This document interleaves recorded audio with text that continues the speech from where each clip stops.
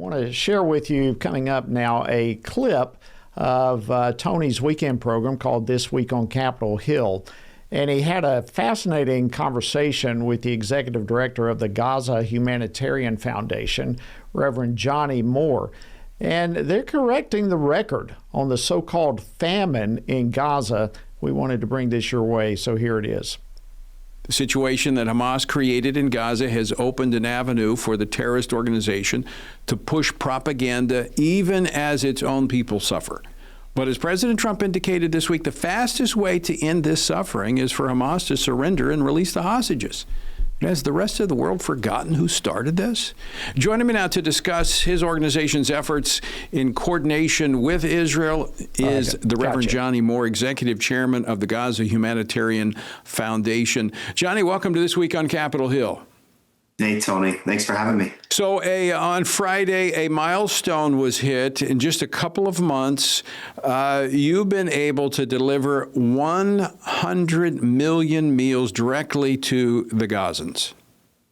That's exactly right. And by the way, it's not just over the course of one active war. It's been over the course of two wars. I mean, we had the 12-day war right in the middle of it. And what makes our operation unique, Tony, is that our food goes directly to the people of Gaza. So we have served 100 million meals of food, affecting half of the people of Gaza, between 800,000 and 1 million beneficiaries, not one single truck being able to be stolen by Hamas.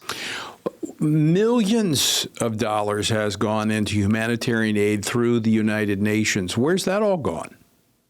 It's gone to Hamas, actually, either directly or indirectly. I mean, the Gaza Strip before October 7th was an aid-based economy. And so Hamas's primary way of controlling the people of Gaza was to take free aid from the international community, from the United Nations, from UNRWA, and use that aid for its purposes. And they did it in all kinds of ways, and the UN knew that they were doing it. So they would tax the aid, they would steal a percentage of the aid and give it to their fighters. They would take free aid, they would sell it on the black market.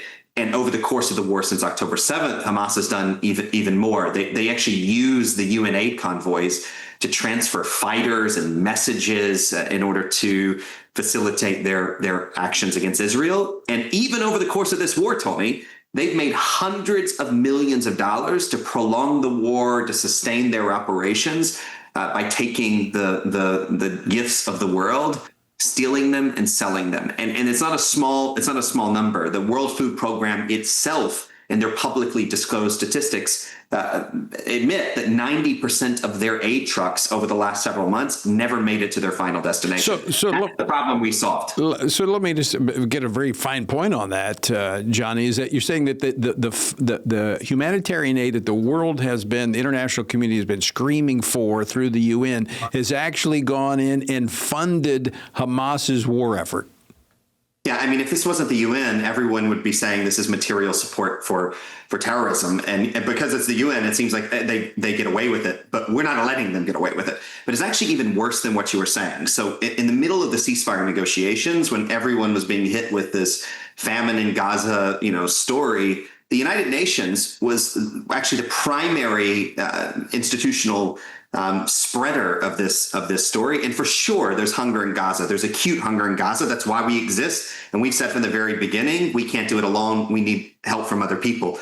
But what the United Nations was doing is, while they were decrying famine in Gaza, this alleged famine in Gaza, there's no famine in Gaza. There are hungry people in Gaza, no famine in Gaza. They had 950 truckloads of food, not outside of the Gaza Strip, sitting inside the Gaza Strip, that they were refusing to distribute. So they were, in effect, sitting on the Hamas side of the negotiating table and using hunger for political purposes.